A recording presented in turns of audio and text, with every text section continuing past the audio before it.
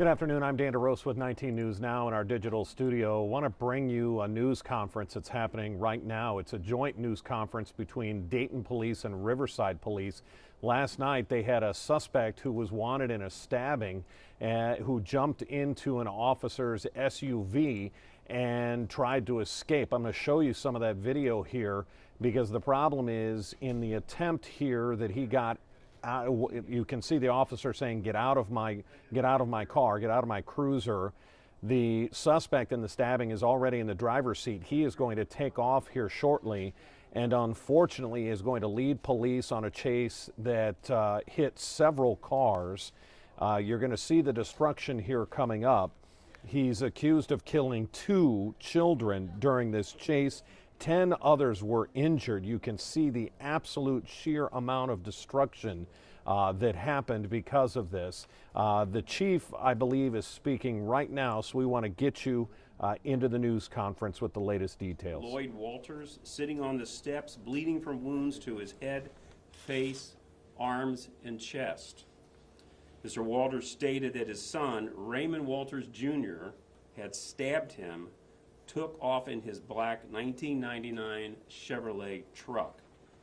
You will now listen to 2, one's a radio dispatch call and some's radio traffic related to that initial event. The dispatch call is received less than a minute before the officers are flagged down, but we'll play that call first. 911 with the address of the incident. I'm off of the Clear. I'm not sure what this street is. It's Virginia Avenue. There's a Caucasian male walking in the middle of the street with blood all over his face and all over his body. I'm not sure what's wrong. I don't think you have to tell him anything, but I was just calling to let you guys know. Okay, and he's where on Virginia? By the light, close to the light that you go off the highway to get to Virginia. Virginia is a very long road. I'm going to need you to narrow it down. Okay, do you know where the highway exit to Virginia is? Off of Virginia Avenue? Okay, so is that 75? I don't know, I'm not from here, I don't know. Okay, are you able to turn around and look for his cross street to where he's near? Off of the Clear and Virginia Avenue. But he's closer to that street, to that light. Like a navy blue t-shirt and jeans, I think. I wasn't really paying attention to what his pants were. I was really looking at it there. All right, and did you want to leave your name at all? Nope. All right, I'll let them know to check out. Now you're going to hear the officer's self-dispatch call when they come in contact, when they were flagged down regarding this individual. That is condensed, by the way. That's about 8 minutes long radio traffic, so it is condensed down to just preserve time. So it's not in real time as it occurred, but we'll play that condensed version. 144 investigated, trying to put it out at 1. Yes, sir, we'll first page and around as well. Can you set a medic for head injury, please? 19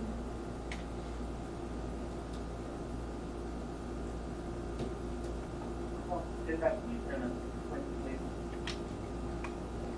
There's a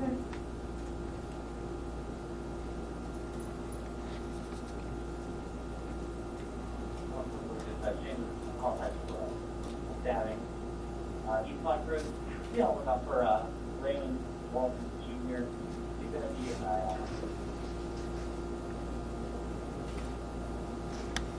in a black Chevy truck with gray tailgate. I'll get the license plate on the pair.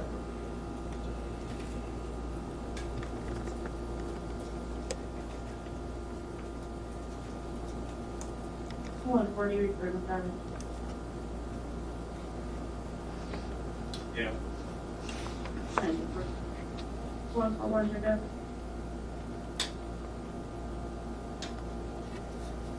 Yeah. Thanks. East Block Road, a Blake 99 Chevy, going to be John 239184. John 239184 is going to be driven by Raymond Walters Jr.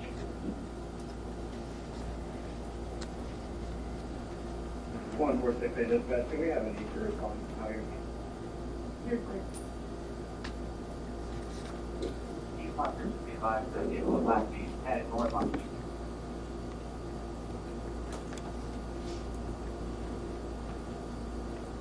One 468, we need some crews to go to 148 Volt and see if the truck's there. One more meeting for Rambo. You're clear. Go at, again, at 7:13 p.m., the black Chevrolet truck drove off the roadway in front of 4542 Airway Road, striking a tree in the front yard. Suspect then exited the truck. Riverside Police Department was notified of the crash and responded to conduct an investigation. At 7:19 p.m., the Riverside officer exited his police vehicle in an attempt to apprehend the suspect. Suspect was able to gain access to the police vehicle before he could be apprehended. Riverside officer tased the suspect in an attempt to stop the theft of the cruiser. The taser was ineffective, and the suspect fled in the police cruiser traveling west on Airway Roads towards Smithfield Road. This is the 911 call of the accident requesting a police response. Yes, somebody just brushed in my front yard. Okay, what did they hit, man? They hit a rock, hit my tree, and the car's just sitting out here running, and Okay, somebody took off running out of it. Okay, are they injured? I don't know. All I hear, somebody out there is calling for help, but he's walking, so I don't know if he's injured or not. Okay, but you said he went into a tree? Yeah, he ran into my tree in my front yard. Okay, and is there anybody else in the vehicle or just the one person? I didn't see anybody but him when I opened the door. He was Okay. the only one that I seen. And he's not injured, right? Well, he's walking around calling for help. I don't know if he is or not. He hit hard. I mean, real hard. Do you know if airbags are deployed? I don't know, sir. I didn't go outside. He's out there hollering for help. Okay, what kind of vehicle is it? It's a truck. What It's a color? pickup truck. What color? Black. Okay, and is he a white male or black male? He's white. What color shirt?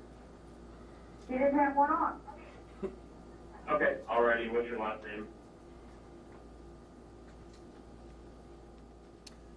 Okay, at 7:20 p.m., Dayton police crews were notified over the radio that a Riverside Police Department SVU cruiser was recently stolen from Airway Road and heading into Dayton at a high rate of speed with the overhead lights on. Suspect was described as a bald white male covered with tattoos, which is the same description of Raymond Walters Jr. The citywide Signal 99 was then entered. At 7:22 p.m., the cruiser driven by the suspect, Raymond Walters Jr., was heading westbound on East 3rd Street and ran a red light at Patterson Boulevard. The cruiser collided with a red Acura SUV within the intersection. The Acura SUV was occupied by 3 adults. The police cruiser then struck a gray Honda Odyssey occupied by 7 children and 1 adult as the vehicle was pulling away from the curb in front of the library. The impact caused the Honda Odyssey to roll across East 3rd Street and ultimately came to rest on the southwest curb. The stolen cruiser was estimated to be trailing at 97 miles an hour upon impact. The force of the impact also caused the police cruiser to split in several pieces. You'll now hear a dispatch call. It was just a bad intersection in a police car, stolen police car, Patterson and 3rd Street. Patterson and 3rd, and can you tell Yes. which agency this cruiser's with? There's a police officer here. There was a police cruiser that just went through the intersection and was hit by another driver. Oh, great. Can you tell what city or agency this police car is that hit the other car or was hit by the other car? The other car hit the police car that was stolen. Okay. Was it like a Riverside officer's car that was involved? I don't know,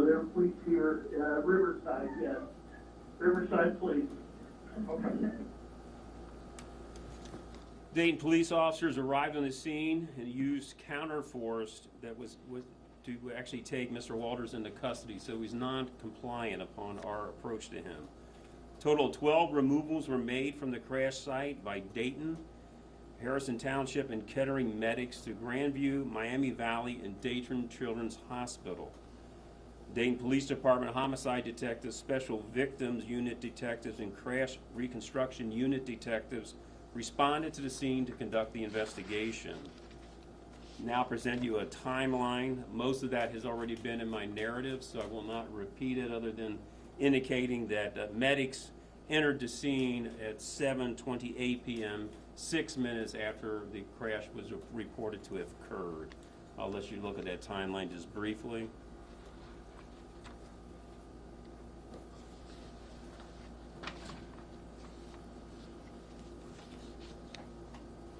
And now you will see the dash cam of a Riverside cruiser that was responding to the scene. It was a police sergeant of this initial incident, where also a Riverside officer was already on scene.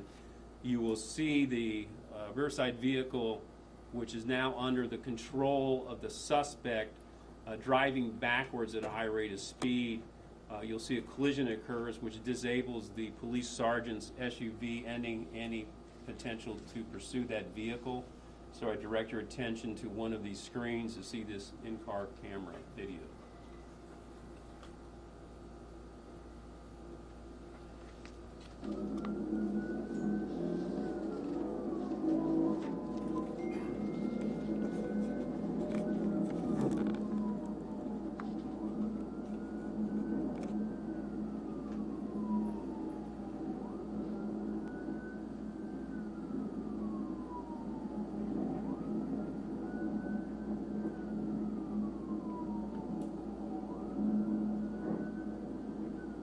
See the Riverside vehicle now in the view, and the vehicle is now beginning to back up with the door open on the passenger side.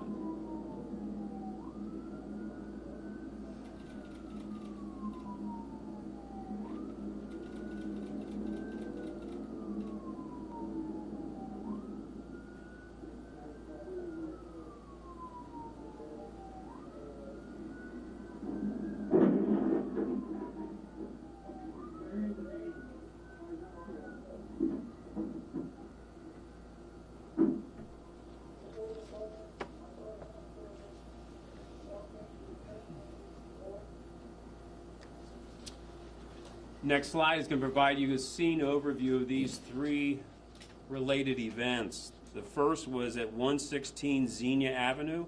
See that in the lower left-hand corner of the map here. That's the location where the father was found stabbed. The next contact with Mr. Walters was up at 4542 Airway. That was the scene of the accident where he drove into the tree. And then the final location is 215 East 3rd Street, which was the location of the fatal crash site. We have a couple of photos from the actual accident scene. So these are part of the crime scene photos taken. You can see the accident, the vehicle disabled here, back in the scene and in various pieces. So a bit of a distance photo. We have another one here. Again, this is the gray Honda Odyssey that's back into the very, very distance there on the left-hand side of the street as you're looking at it. And this is the Riverside Cruiser, which was substantially damaged and really fell apart into large pieces, and you see some of that debris from the vehicle, and it's the remainder of it, which is intact, you can see in the left-hand screen. So a massive, devastating damage to that vehicle, which gives a very clear evidence of the severity of the impact of this car traveling at 97 miles an hour. Suspect is a Raymond Andrew Walters, substantial contact with the Dayton police. I won't read all these contacts with you. They're there on the screen for your information. I will tell you he was is on active parole for a robbery and was released from prison in August of 2019.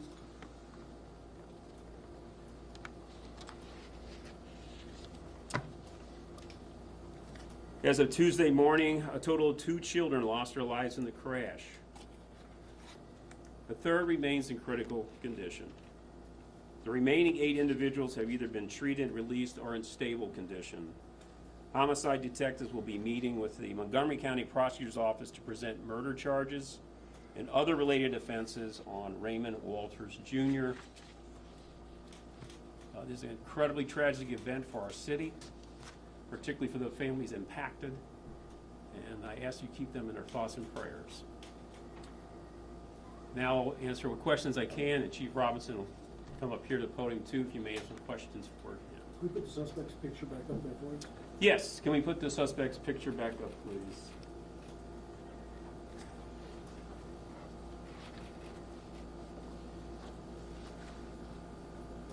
Was he being pursued at the time that he crashed? No. No, we're checking all of our in-car cruisers. We have found no evidence. There was no indication at the scene that there was any pursuit. There's no evidence of any video reviewed that any of our officers are involved in any pursuit at all. Riverside Sergeant's vehicle was incapacitated by the impact, and there's no evidence, I won't speak for the chief, but of the Riverside pursuing that vehicle after that crash. But Chief, will let you speak to that if you wish. No, there was. Chief, could you come up to the podium? Sir, can you give us your name, please? It's Frank Robinson, Chief Riverside. After Sergeant Safety's vehicle was struck on Airway, there was no pursuit from the Riverside Police Department of the suspect. How did you get into the officer's car? Like how did that trip work? Okay, so when the officer responded to the call, obviously we were going there as an accident. That's our first and foremost thing. We're looking for a suspect or a victim, actually, in response to this suspect, the victim walking down the street screaming for help. Officer responds. When he gets there, the suspect is bloody. He's walking towards the vehicle on his right side, on the passenger side. As he passes by the vehicle, the officer exits his vehicle and goes around the back side to check on him and see if he can assist him. When he does that, the suspect doubles back and gains access to the passenger side of the vehicle. Do you think he did that intentionally, trying to steal the car to get him back there? I can't speak for what his mindset was, but I would venture to guess that would be the good reason for him to go back to the vehicle. Does the suspect have drugs, alcohol in his system? Yeah, we believe it's possible methamphetamine may be a contributing factor. We're seeking the necessary medical records to confirm that. There is a history of drug abuse in his history. Chiefs, we saw that the tasers were ineffective. In the heat of the moment, are there other avenues that the officer could have used to stabilize his situation? I think that was the force that was necessary at the time for what we actually do. What was presenting itself was a victim, and now we're not sure exactly what he's thinking, and he jumps in the vehicle, and we have a personnel who's not complying, but it doesn't reach another level other than to abuse a taser. What's the status of your officers that are involved in that situation? Are they on leave, still active? I'm not sure. I think they're on leave, and we're actually sending them out to have some evaluation with them, speak with some folks. Is that protocol? It is. Was the taser appropriately applied? In other words, did both leads hit the guy, or did maybe one hit the chair, the car seat or something? Taser was deployed twice. The first time it struck, he went 5 seconds. He was trying to comply somewhat, and then it was deployed a second time. When we say ineffective, it actually hit him in one place, but it actually hit him in his jeans that were not effective, so did not hit him the second time, which enabled him to gain the vehicle. Why do you suspect meth, and do you think he was high on meth, and would that have impacted the use of the taser? Yeah, I think that his behavior at the scene, prior drug history, and other information leads us to believe methamphetamine may be a factor, maybe. We need to confirm that, but certainly a strong suspicion. Did the cruiser, was it running at the time? Did they have to start it up? Yes, it was running at the time. The victims, the children, they were all in the same van, 7 of them. Did they belong to a certain group? Were they members of the same family? 6 were believed of the same family. One was a relative of that family. And had they just been previously evaluated? Yes, they had one of the children wanted to drop off a book and was there to do that. Chief, can you talk us through the protocol, either one of you, of getting to a scene, exiting the vehicle? Are locking the vehicle, is that involved? Obviously, it's running. I imagine an onboard computer might be an issue. Is there a protocol for training when you exit a vehicle like that? We currently have no policy in reference to locking our vehicles at accident scenes. So basically, that was to us that was an accident scene. So we when we arrived, we get out, we immediately, because it's such a rapid incident happening, that you see this person walking past you, bloodied or whatever, and you want to go out and help them. You're not sure what's going on, then you have no idea that they're going to double back and get into the vehicle. So we had no policy in reference to that. So that vehicle to us was never unattended because the officer was with it the whole time. Why did he stab his father? I don't know that we have information about that specifically, Corey. So it was multiple times. They were in the vehicle. I think there was maybe some question about him getting some mental health treatment or something. I need to ask do we can confirm that his father was talking about getting some treatment. I think that's correct. The father was transporting him to the hospital for treatment, evaluation for mental health issues, and that's when apparently he learned where he was being taken, and he stabbed his father multiple times. Chief, can you repeat that from the quick? Yeah. So his father had him in the vehicle with him and was intending to take him to the hospital for some mental health treatment. When his son found out where he was heading, that's when he, I think, threatened to kill his father, pulled out a wedge-edged weapon, short-bladed edged weapon, and began to assault him multiple times. And have you had any previous reports of son and father having physical confrontations, possibly? Not that I'm aware of, but there's a pretty extensive history, and we did not have time to go through all those prior history, but I'm not aware of any. Any updates on the medical condition, Chief, of the father? Don't know. Treated and released, do we know or not? He was stable. I don't know if he was released yet. Okay, so we don't know if he's released, but stable condition. What's the condition? What's his condition? The suspect. He is stable condition and currently in the hospital. Dan DeRose with 19 News. We're going to break in here just so that you understand what we're talking about. This happened yesterday afternoon, and now we've been able to fill in some of the pieces. The suspect, his own father, was going to take him for mental health treatment, and when he found out where they were headed, he freaks out, stabs his own father in his truck, then he steals his father's truck, and he crashes it. You're seeing the video from when the suspect at the crash scene stole the police cruiser, the Riverside police cruiser, and at some point takes off towards downtown Dayton, and at speeds estimated over 90 miles an hour, impacts several vehicles, one of which had the Honda Odyssey that we heard the chief talk about had 7 children in that Honda Odyssey. It rolled, and 2 6-year-old children were in that vehicle, passed away. They've been identified as Eleanor McBride of Huber Heights and Penelope Jasko of Dayton, among others. 12 individuals total had to be taken out of injured vehicles, taken out of vehicles with their injuries and transported to the nearest hospital. So just, in a community that's already been dealing with so much, to have an incident like this, kill 2 children and injure another 10. We did hear the police chief name the suspect. We saw the picture there, his mugshot. Raymond Walters Jr., 32 years old. He is going to be charged with murder charges. This is a young man who had been out of prison just since August of 2019. He was on parole for robbery and will now face some pretty serious charges. When you look at that video again, it is rather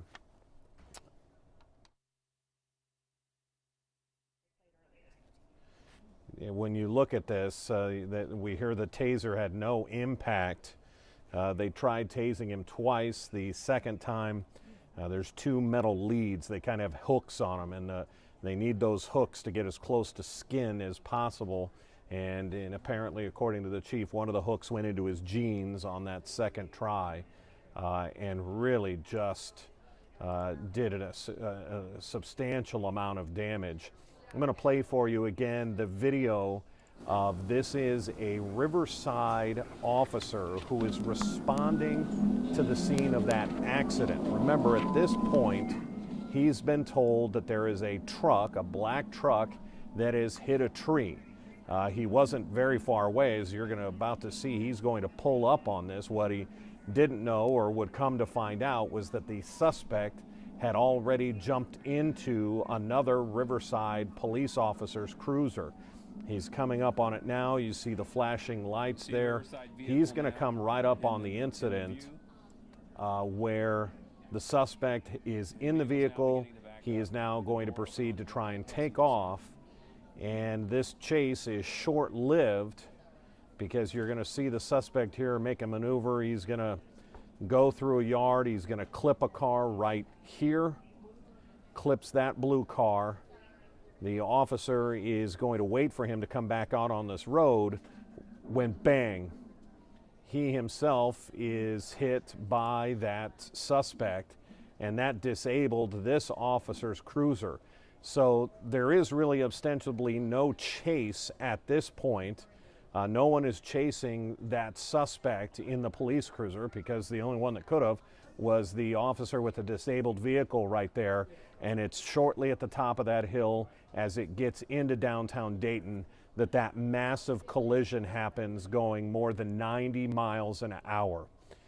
So we're going to wrap up our coverage here. We've got news coming up in just 30 minutes. Again, the news out of Dayton just continues to be tough to hear. That community clearly has gone through a lot. You're watching 19 News Now. We bring you news conferences, new video, court cases throughout the day as they happen right here on our digital platforms. I'm Dan DeRosa with 19 News Now. I want to thank you for watching. 19 News, first, fair, everywhere.